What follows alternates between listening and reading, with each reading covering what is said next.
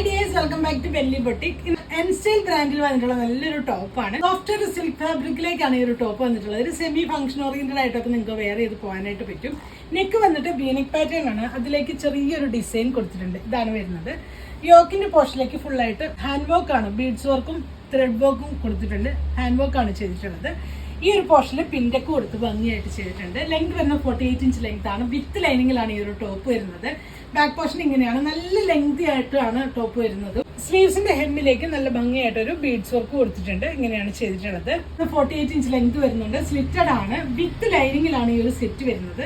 നല്ല ഫ്ലോയി ആയിട്ടുള്ള, വെയർ ചെയ്യാൻ ഒത്തിരി കംഫി ആയിട്ടുള്ള ഫാബ്രിക് ആണ്.